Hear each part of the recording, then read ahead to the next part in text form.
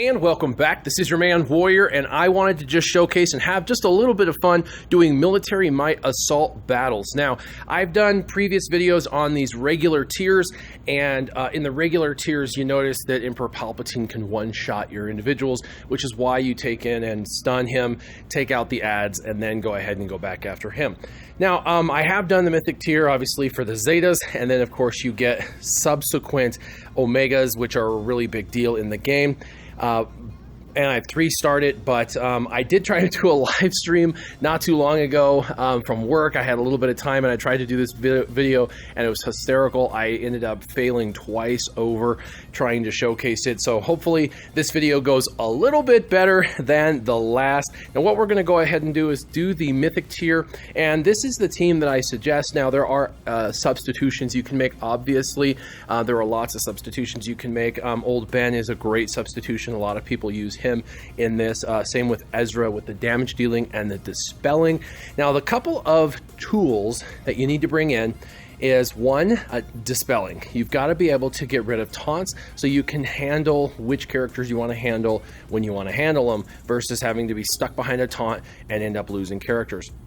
The second is tenacity up. It really is necessary unless you're going to go with crazy amounts of stun. If you have a lot of stun, you don't need tenacity up, but really tenacity up protects you from the times when stuns don't apply, and so tenacity up is going to be a big deal. So Chirrut brings in tenacity up and some burst damage. R2-D2 brings in a stun and burn. Do not underestimate the amount of damage that burn can do on characters with high health pools. Also, Baze has an AoE dispel, means he can dispel every one of the tanks, and of course he has a single target dispel, and he's got taunt, so he can constantly help protect the team. And then of course Han Solo is a massive damage dealer to chew through characters, as well as he brings stun himself, and he can make everybody else on the team do more damage as well. And of course CLS is there to remove turn meter. He can even stun, and he is just a great leader, bringing in the countering capability. So this is really the team that I would suggest for the Mythic Tier. Now keeping in mind, these characters are in-game characters for the most part. You know, CLS and R2-D2 probably take for most people about a year or longer to acquire, and unlock. And Han Solo, same thing. Now Han Solo is a little easier now that Rancor is so easy. Most guilds have that on easy farm, which means that you'll start the game with a guild that probably already does heroic Rancor, and so you'll probably get Han Solo pretty quick now, and he's really good. And then Chirrut and Baze are kind of long farms with their respective locations in the game, but both of them are really, really good. So this is an in-game team, but the Mythic Tier was built as in-game material. It's designed specifically for people who are at the very end of the game and want something a little more challenging. So if you're newer, you're not going to be doing the Mythic Tier. All right, now at the very beginning of this, there's a couple of rounds that are really just ad robots, and there's really not a lot of strategy to this. You don't need to have a lot of strategy. You really just need to hit auto and let your characters go through the first couple rounds.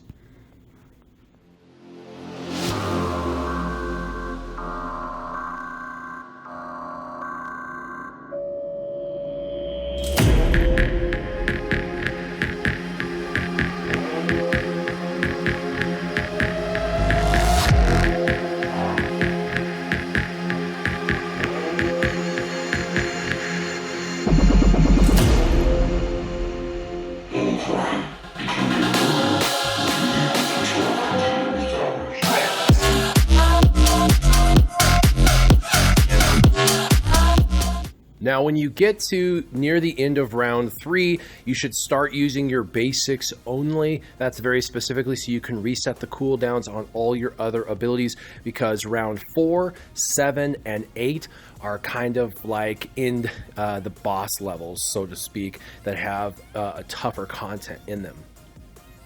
So I would suggest about halfway through round 3, you take it off auto and manually battle with basics only.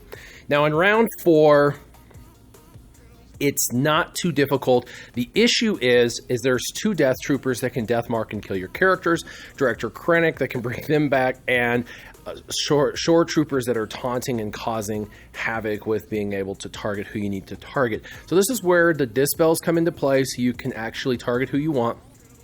And this is where stuns and things like that come into play. So we're just going to take the first death trooper and stun him. It also removes some turn meter, so that is good. And then we are going to burn all the rest of the targets because it does a ton of damage on these high health units. Now we get to go ahead and use the Dispel, AoE Dispel. And let's go ahead and finish off this. Actually, let's take away the turn meter from this Death Trooper. Burst damage, kill, move to the other Death Trooper. That's what I was hoping to prevent.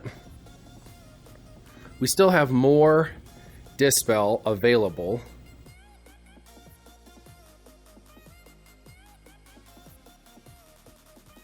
And so we're going to move over and we're going to try and take him out. That's the other thing. CLS can very effectively target who he wants to target, which it's really important in this round.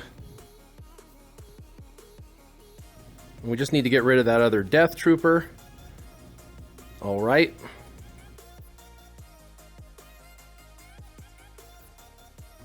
Now, the other shore trooper is going to taunt, but what we want to try and do is get rid of Director Krennic, especially controlling his turn meter, because the shore trooper is really not a big deal to us. He can just sit there and take a lot of damage.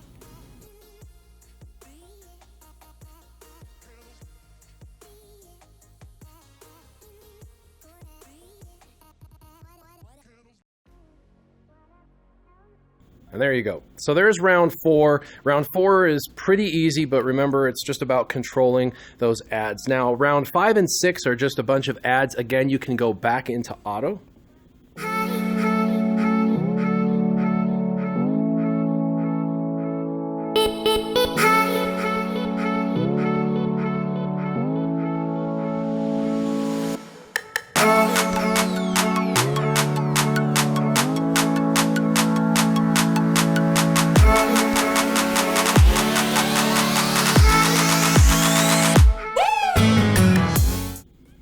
Same thing is true once you get about halfway through round 6. You will start using basics only to reset all the cooldowns on your characters, so you can go into 7.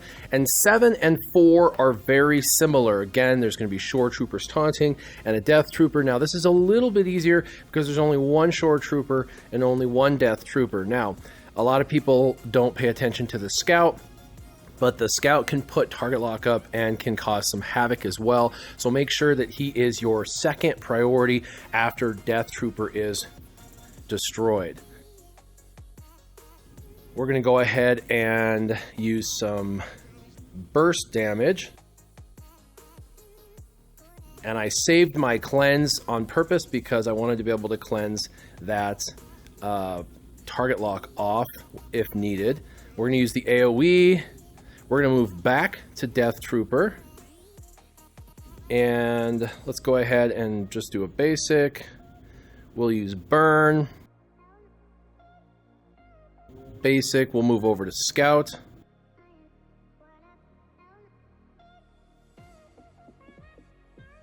And that's the other nice thing with Baze, is he brings about an ability to just counter and put speed down on everybody, which is really important since speed up is getting applied at times on this level as well.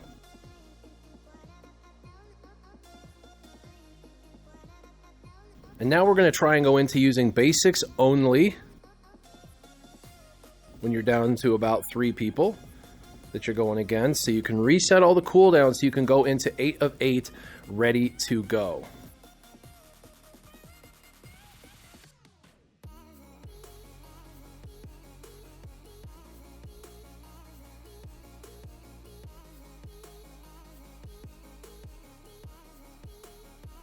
All right, now to know how to get through round 8, you got to understand every single character. The Royal Guards are there to auto-taunt. They're going to cause havoc for sure because they're going to prevent you from getting to certain characters. Darth Vader's nearly impossible to kill because he compresses the damage. The more damage you do to him, when he gets under that 100% health, he just gets a special buff that prevents you from really doing much damage at all. Like 90% of your damage will be compressed. So you got to control Darth Vader. Emperor Palpatine's there for nothing. He's just there to scare you. He's actually not going to one-shot any of your tunes like previous rounds. He's just there to cause some havoc, and as long as you have tenacity up, he's not going to be a problem. Darth Vader, same thing. He's not a problem as long as you have tenacity up. So as long as you can get your tenacity up, you should be fine. Thrawn is the guy you've actually got to kill because not only can he swap turn meter and cleanse, so he can give Darth Vader that surprise that you're not wanting, but he can also fracture one of your characters, which then allows for Darth Vader to just annihilate that character. More than likely, he's going to fracture your tank, and then your tank's going to die from dots, and then the rest of your characters are vulnerable because there's no taunt. So we have to kill Thrawn, but we also need to control Darth Vader. So the first thing I'm going to do is go ahead and stun Darth Vader. It does remove a little bit of turn meter. We're going to move over to Grand Admiral Thrawn. And what we are going to try and do is take away his turn meter, which we did.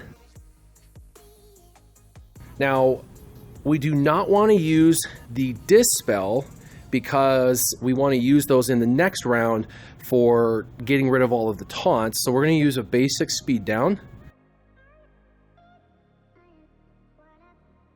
We're going to use a burn because burn does a ton of damage. And then we are going to go ahead and put tenacity up. The issue is anybody that has a debuff will not get the tenacity up. And so we right now have 2 individuals who are potentially in trouble. And so we have to control Darth Vader, and we've got to get a stun on him. So what we have to do is an AoE. We got rid of Thrawn. Now we need to work on getting rid of his turn meter and possibly getting a stun on Darth Vader. There we go. We got our stun that we were looking for. Let's put damage up for everybody. Let's make sure everyone's targeting our tank. And let's go ahead and start killing these tanks. Now, every time you have an opportunity, well, they taunted again.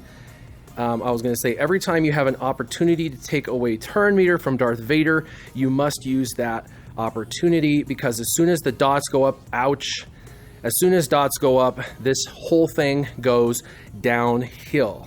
So that's the issue that we were concerned about. I wanted to maintain taunt, but that's okay. That's kind of why we bring a taunting tank in here, is to protect everybody else.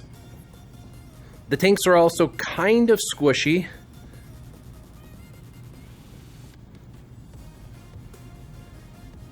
So we can maintain control now of Darth Vader, and we'll go ahead and finish off the Royal Guard.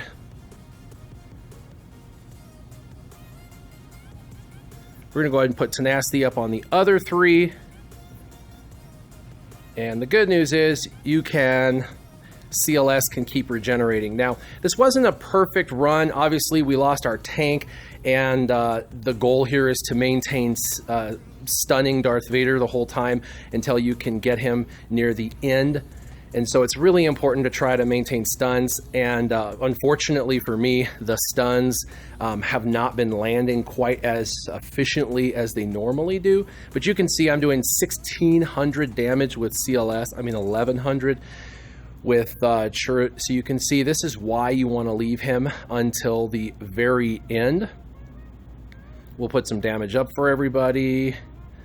And we're maintaining him, so he's not going to be able to put any more dots, and CLS can counter that by increasing his health and protection pool. But basically, that's it. That's how you get it. Now, if you want to 3-star it, obviously, you've got to get that tenacity up on bays, and you need to have your stuns land. So the ideal potency on this run is going to be over 80% potency to ensure that your characters actually land the stuns when you're attempting to play them. But if it's the first time, you're going to get some zetas, and every subsequent time you're going to get some omegas. These are big deals. So hopefully this walkthrough helps you. Hopefully you can get more luck with your stuns. And don't underestimate the AoE dispel from Baze and the burn that does a lot of damage to Darth Vader subsequently every time. But tenacity up is the way to go. I have seen people running with because you can use clones, running with Rex as well in this combination, and with the double tenacity up, they just guaranteed walk through this level. I like to kind of keep it all rebels, but you can see there are times when rebels won't be the absolute best for getting that 3-star if for some reason you can't get the stuns you're looking for. I hope this walkthrough helped. Hope we had a little bit of fun today. As always, make sure you keep your gaming on. Warrior out.